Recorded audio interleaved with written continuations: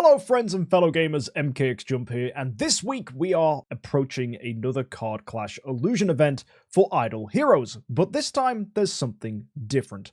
We can enjoy the opportunity to get Awakening Stones for doing our Awakens, which means it's finally time to use your free Awakens if you've been collecting Deluxe Gift Box 2s, and of course those free Awaken shards from the Arena shop.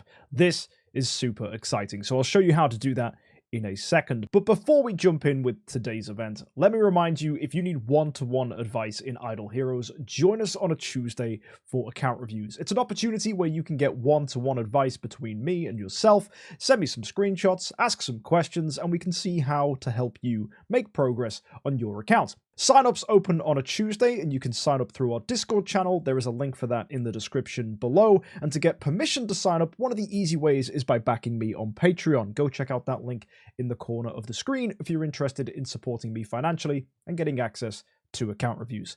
Anyway, with all that said, let's go ahead and check out this week's event for Idle Heroes.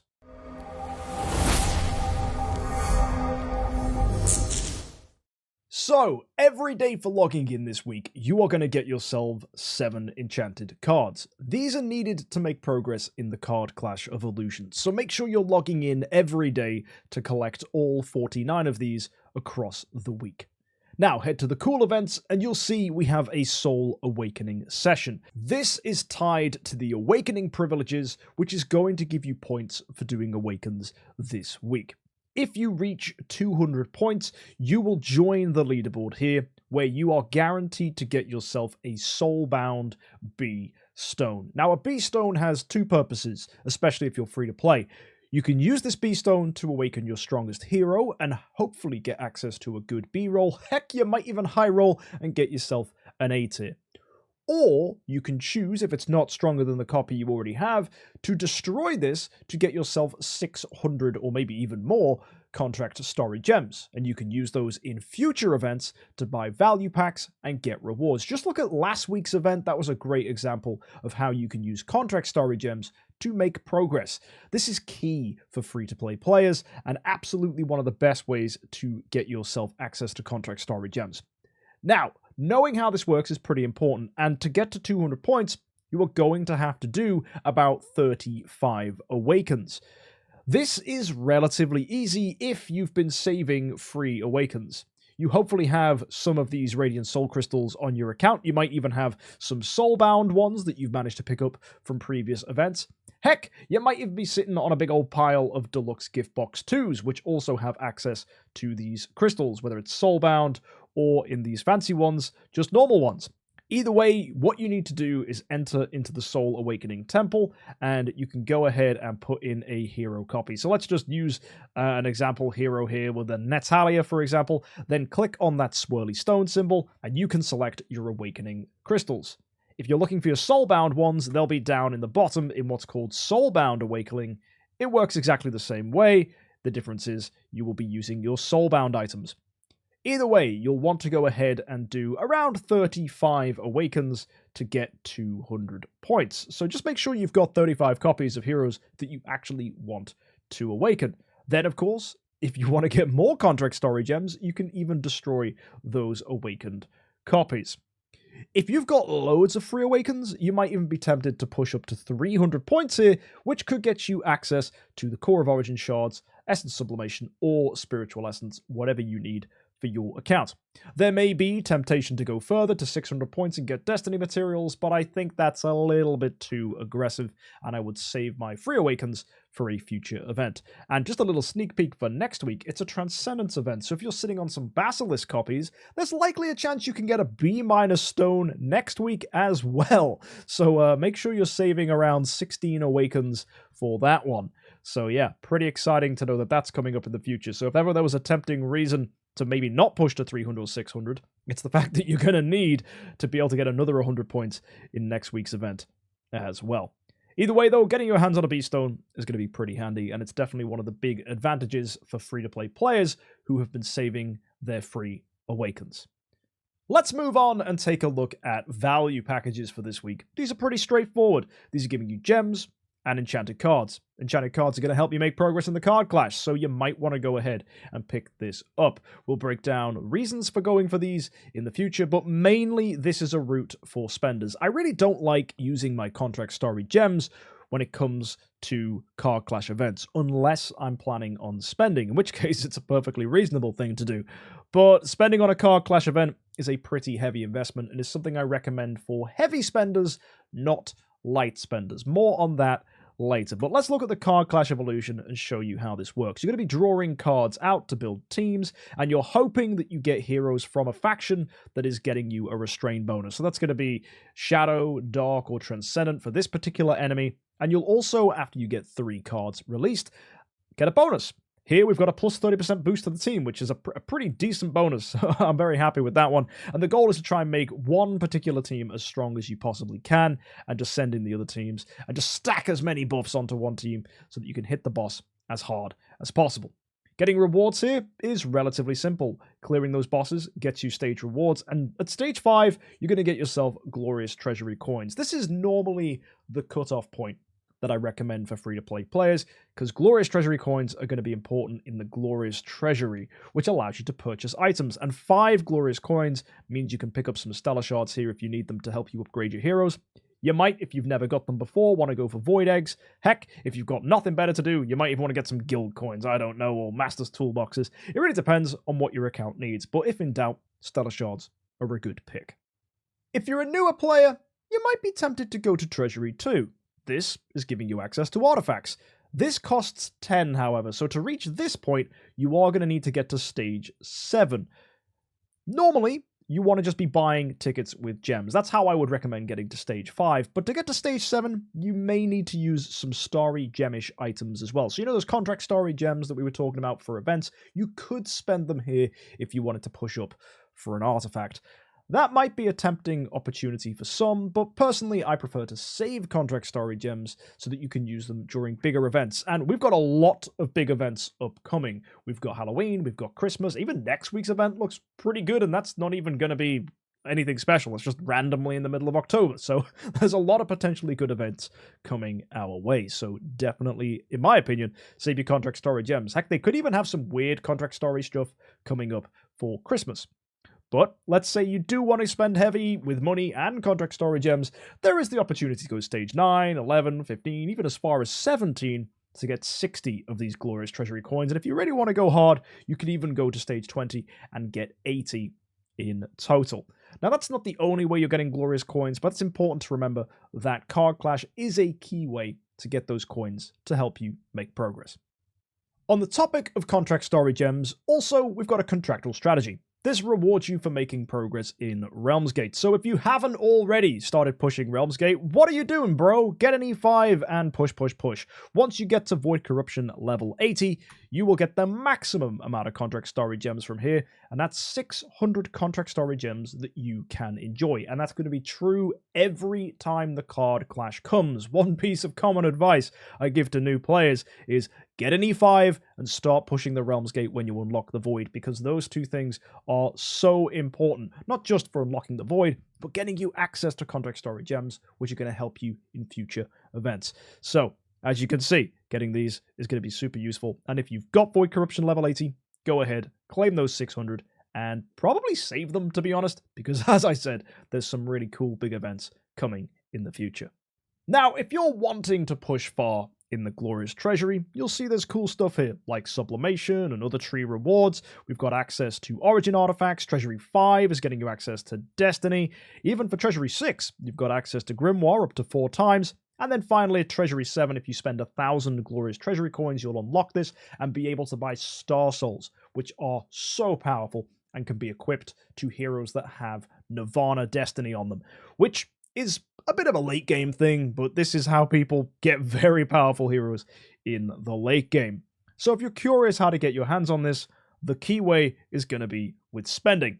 Now, Flora's Picnic is one of your spending opportunities. It's a $100 pack that gives 2,500 Prism Story Gems. You're getting some treasure coupons, you're getting some Cause of Transcendence, and there's also Contract Story Gem boxes in here too, which could be useful either for this week's event to pick up more enchanted cards, or you can save them for other events in the future. This also coincides with a Moonlight gift, which is also going to reward you for spending.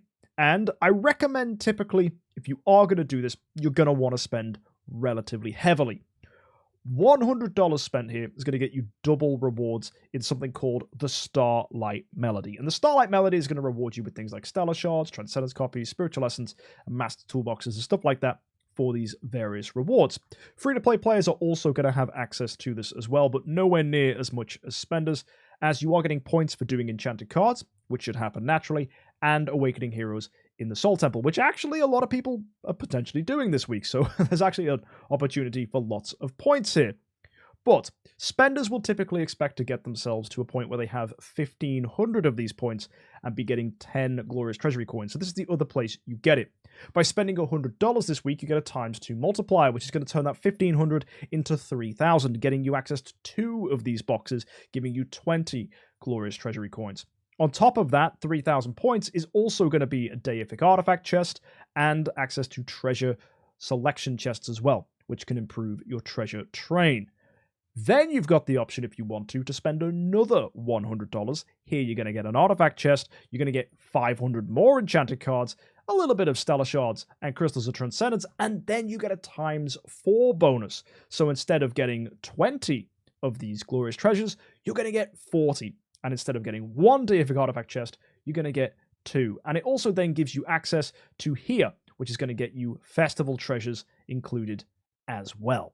What you can start to see is that spending is going to accumulate a lot of your Glorious Treasury coins, and if you coincide that with the card clash, that's how people are going to get access to the late Treasury stages here in the card clash of Illusion.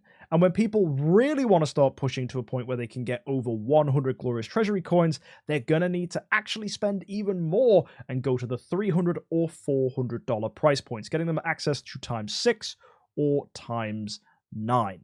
So here are the different ways that I would recommend spending your money this week. Step 1 is $200. This is going to get you the ×4. It's going to get you 100 extra enchanted cards. And I would recommend that you go ahead to the value packs and take a look at buying probably these top 2 100 packs to be your $200. Add to that access to these additional enchanted cards with contract story gems, which you will probably need to get far in the card clash. You can expect to get all the way to stage 20. That's going to be 80 Glorious Treasury coins from here. With the ×4 for spending $200, you'll then go to the Starlight Melody, pick up another 40 Glorious Treasury coins from here. That's 120. And that means you can spend an awful lot of stuff in the Glorious Treasury and even pick up 2 times amounts of Star Souls.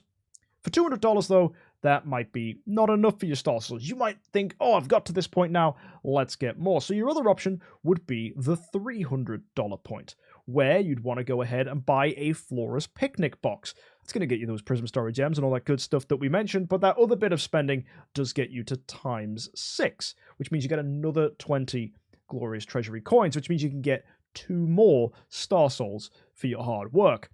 And then there's another option, which I do find quite exciting, which is one that is for the biggest spenders out there. And that is to buy all 4 Flora's Picnic boxes and not bother picking up these value packs. That's going to sacrifice a small bit of progress, insofar as you're only going to get to stage 17 if you use contract story gems to get enchanted cards, because you're not going to be buying those $100 value packs. That's going to get you 60 Glorious Treasury coins from here for doing that. However, the one unique thing about going to $400 is it's ×9, which means you're going to get 90 Glorious Treasury coins from the Starlight Melody.